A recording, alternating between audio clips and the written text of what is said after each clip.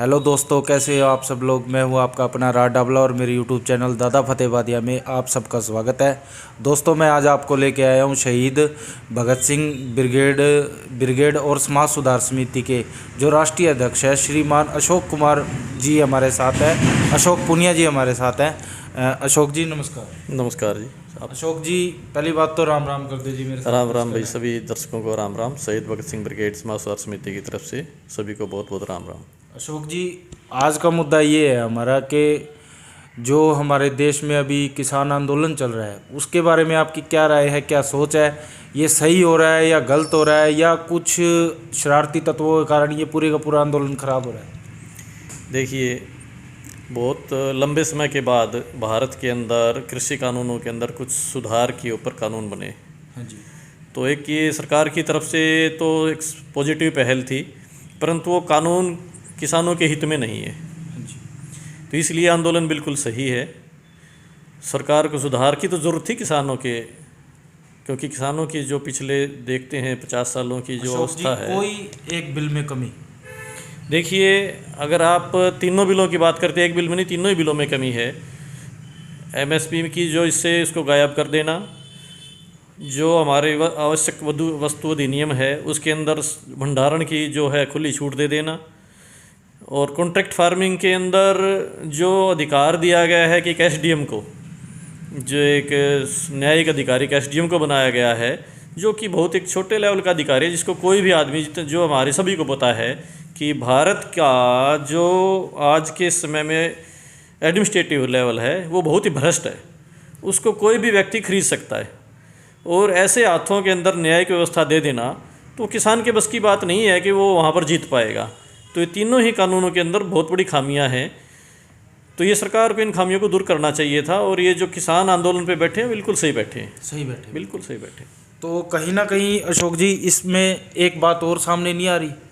जो देशद्रोही हैं, जैसे कि आतंकवादी ग्रुप हैं, जैसे कि सरकार का कहना भी है और कुछ लोगों का मानना भी है कि खालिस्तान नाम का एक आतंकवादी ग्रुप है जो इस आंदोलन की आड़ में देश में नफ़रत, आपसी नफ़रत फैला रहा है, सरकार को गिराना चाहता है, लोगों को भड़का रहा है, ऐसा कुछ है। देखिए, ये तो सदा से ही होता आया है कि जब भी आंदोलन होते हैं तो उसके अंदर कुछ ऐसे तत्व अवश्य घुसते हैं जो उस आंदोलन की आड़ में सरकारों का नुकसान पहुंचाना चाहते हैं और उस आंदोलन को भी नुकसान पहुंचाते हैं। आम जनता को कितना नुकसान हुआ जो इससे अब हुआ है वो ऐसा ही हुआ है कि इससे देखिए सामाजिक भाईचारा ख़त्म हुआ है, क्योंकि जिस भी व्यक्ति ने तिरंगे झंडे का अपमान करके लाल किले पर उसने अपने धर्म विशेष का जो झंडा लगाया, इससे एक ऐसा संदेश गया कि ये आंदोलन सिर्फ किसी धर्म विशेष के व्यक्तियों ने कर रखा है, न कि किसानों ने। किसान कोई भी जाति और धर्म से जुड़ा नहीं होता। किसान के एक ऐसी खुद अपने आप में एक वर्ग है किसान, जिसके अंदर हिंदू, मुसलमान, सिख, जाट जाति ऐसी कोई जातियों के अंदर जगह नहीं है। हर इंसान किसान और मजदूर है। जो भी खेती का व्यवसाय करता है, जो मजदूरी करता है, उसके ऊपर एक धर्म विशेष का ठप्पा लगाना इस आंदोलन को ख़राब और ख़त्म करने की एक साजिश है, जो कि षड्यंत्रकारी तत्व है जो काफ़ी दिनों से लगे हुए थे। इसमें नाकामी मानूंगा मैं उन किसान नेताओं की जिन्होंने उनको अपने अंदर उनको घुसने दिया। जिन्होंने भी झंडा फहराया है वो किसान आंदोलन में पहले दिन से सक्रिय थे, और किसान नेताओं को बखूबी पता था कि ये आपके बीच में हैं और ये कैसे भी हरकतें कर सकते हैं। तो ये नाकामी सरकार की नहीं, किसान नेताओं की है, जो नेताओं ने ऐसे व्यक्तियों को पहले दिन से ही अपने आंदोलन का हिस्से बनने दिया। और आज उन्हीं की बदौलत, किसान नेताओं की बदौलत, उनकी नाकामी की बदौलत, उनके नेतृत्व में कमी की बदौलत, और ये इतना अच्छा। परंतु इसमें सारे नेताओं को नहीं कह रहा कि सारे नेता खराब हैं, क्योंकि कुछ किसान नेता जो हैं वो राजनीतिक प्रेरित व्यक्ति हैं, जो जानबूझकर इस आंदोलन में और किसानों की मांगों को सिरे नहीं चढ़ने देना चाहते। मेरा मानना है कि वो जानबूझकर इस वार्ता को भी सफल नहीं होना चाहते। किसानों को कहीं ना किसी मोड़ पर जब उनको लगे अपने हित की बात, शहीद आज़म भगत सिंह सदा कहते थे, क्योंकि हम शहीद भगत सिंह ब्रिगेड शहीद आज़म भगत सिंह को फॉलो करते हैं, मानते भी हैं कि भी शहीद भगत सिंह ने सदा जीवन जब तक लड़ाई लड़ी, पूंजीवादी के खिलाफ लड़ाई लड़ी, पूरे विश्व के कमेरे वर्ग के हित के लिए उन्होंने लड़ाई लड़ी। वो सदा एक ही बात को कहते थे कि पूंजीपति कभी भी किसी का भला नहीं कर सकता। साम्राज्यवाद, उसको आप उस समय साम्राज्यवाद की बात थी कि एक देश जो दूसरे देश का शोषण करता है, एक व्यक्ति जो दूसरे व्यक्ति का शोषण करता है, उसके खिलाफ शहीद आज़म भगत सिंह की लड़ाई थी। आज भी वही है, एक व्यक्ति के द्वारा दूसरे व्यक्ति का शोषण हो रहा है, उसी शोषण के खिलाफ एक आवाज़ थी। मजदूर का, किसान का पिछले 70 सालों से शोषण हो रहा है, जिसके अंदर कांग्रेस भी है, बीजेपी भी है, बहुत सारी सरकारें आई और गई, परंतु किसी ने भी आज तक किसान के हित की कोई बात नहीं की। आज एक समय था, चलो किसी भी बहाने से कानून बना, उसके अंदर अमेंडमेंट हो सकता है। अमेंडमेंट अच्छी तरह से अगर किसान अपनी तैयारी करके, अच्छे बुद्धिजीवी की जो किसान है वो अपने हिसाब से कानून के अंदर सुधार करवाएं, इसमें अमेंडमेंट करवाएं और उसको लागू करवाएं। लागू तो है, इसमें अमेंडमेंट करवा लें। परंतु आज ये कैंसिल हो जाता है, परंतु नया कानून कब आएगा या नहीं आएगा, अपने हाथ से एक बड़ा मौका निकल जाएगा। मेरा मानना है कि इसके अंदर जो किसानों के हित की बातें हैं वो इसमें जुड़वा के और इसी को लागू करवाया जाए। ठीक है जी।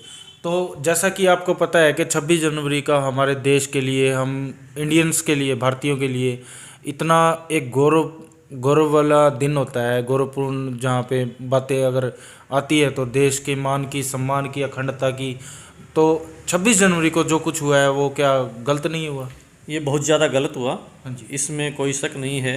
एक छोटे से बच्चे से भी पूछेंगे जो 26 जनवरी को जानता है, बड़े गौरव से साथ एक तिरंगा झंडा अपनी छाती पर कोई भी लगा के, हमारी सेनाएं जो बॉर्डर के ऊपर सिर्फ उस तिरंगे के लिए, शान के लिए अपनी जान दे देता है। कोई भी इंसान, हमारे क्रांतिकारियों ने इस तिरंगे की शान के लिए अपनी जान दी, इस देश को आज़ाद कराया। इस तिरंगे को बचाए रखने के लिए छोटे छोटे बच्चों ने गोलियां खाई हैं हमारे आज़ादी की लड़ाई में। हाँ जी।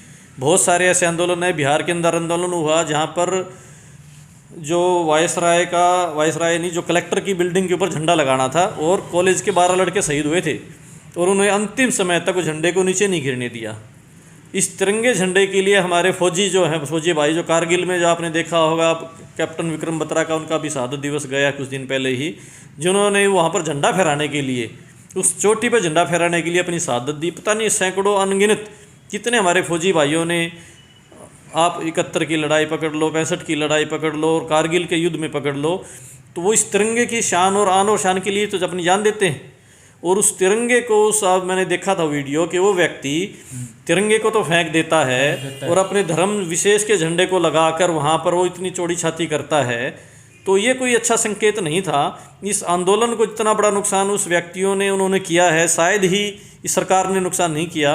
और वो व्यक्ति लगातार इस किसान आंदोलन के अंदर बने रहे, जो आज ये बातें कह रहे हैं कि ये बीजेपी के प्रोपोगेटेड है, बीजेपी के साथ था, ये सनी देओल के साथ खड़ा है, मोदी के साथ खड़ा है।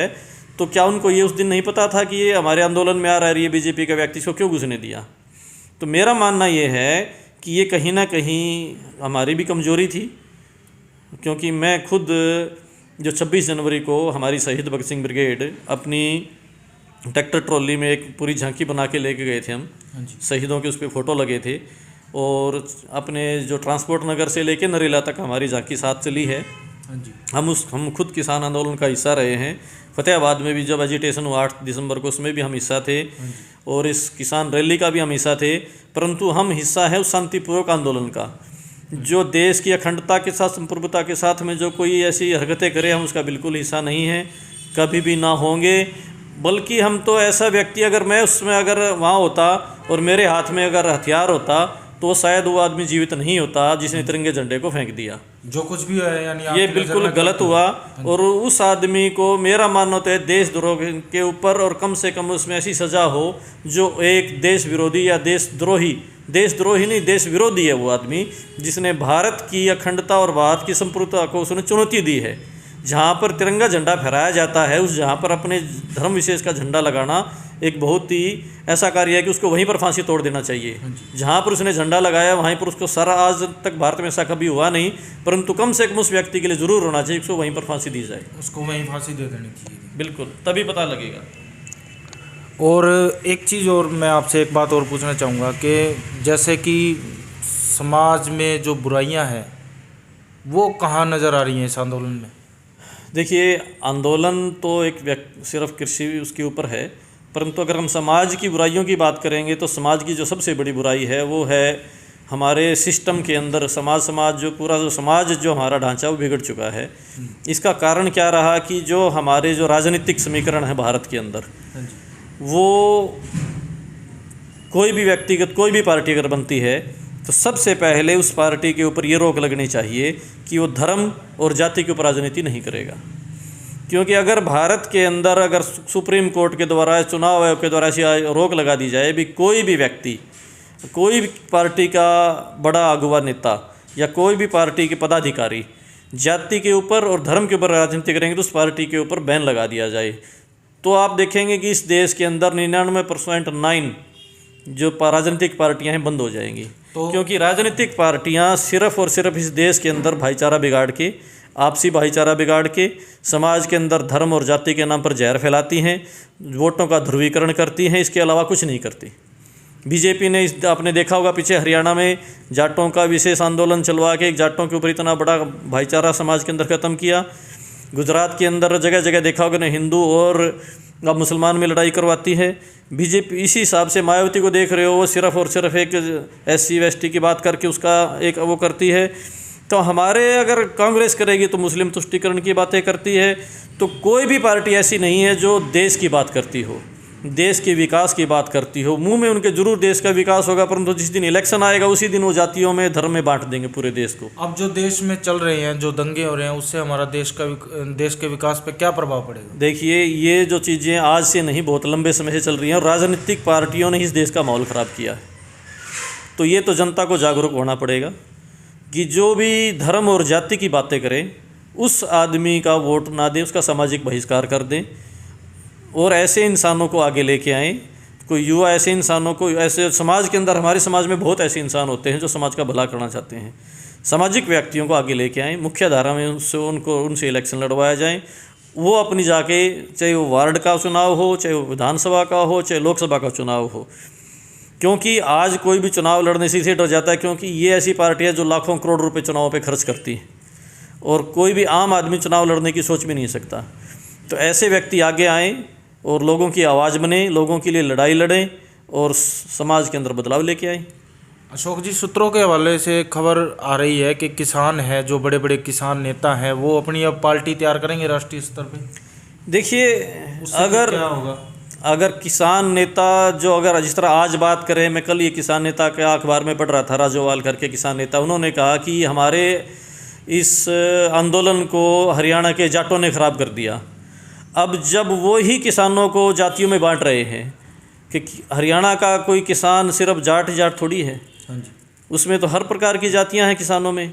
मुसलमान भी यहाँ पर किसानी खेती करते हैं, मेवात है, नूह है, यहाँ पर मुसलमान खेती करते हैं। क्या वो किसान नहीं है? क्या जाट ही किसान है हरियाणा का? उन्होंने सिर्फ एक जाति विशेष के ऊपर आरोप लगाया कि इस आंदोलन के अंदर जो उत्पात हुआ वो हरियाणा के जाटों ने किया। इन्होंने पहले जाट आंदोलन में ये उत्पात किया था। जो नेता इस प्रकार की छोटी टिप्पणियां करेंगे, क्या लगता है वो राजनीति अच्छी तरह से कर पाएंगे?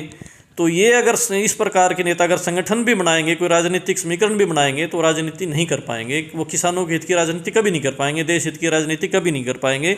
वो एक अवसरवादी और ओछी बात करने वाला इंसान है। उनसे मैं कभी ऐसी आस नहीं करता कि वो एक अच्छी राजनीति देश को दे पाएंगे, कोई अच्छा नेतृत्व दे पाएंगे। तो अशोक जी, मैं आपसे अंतिम क्वेश्चन करता हूं कि अब आज के दिन के बाद, यानी आज 28 जनवरी के दिन के बाद आप किसानों और युवाओं को क्या संदेश देना चाहोगे? मैं युवाओं को यही संदेश देना चाहूँगा कि देखिए, ये समय ऐसा है कि किसानों के हक़ की लड़ाई जारी रहनी चाहिए। जब तक इन कानूनों के अंदर बदलाव ना हो जाए, किसान के हित की बात इसमें जुड़ ना जाए, तब तक इस आंदोलन को जारी रखना चाहिए। इस प्रकार के बीच में घटनाक्रम होते रहेंगे, आगे भी होंगे, इनसे घबराना नहीं चाहिए। क्योंकि ये आंदोलन के अंदर ये चीज़ें होती हैं, इसमें सरकारें भी करवाती हैं, कुछ किसानों के बीच में भी ऐसे व्यक्ति होते हैं जो आंदोलन को ख़त्म करवाना चाहते हैं। तो इन चीज़ों से ना घबरा के इस आंदोलन को जारी रहना चाहिए। जब तक किसान के हित की बात, किसान को अपने हित की बात ना मिल जाए, उसके हित का कानून ना बन जाए, तब तक किसान को आंदोलन जारी रहना चाहिए और हम इसके समर्थन में तब तक रहेंगे। ठीक है जी, थैंक यू सर।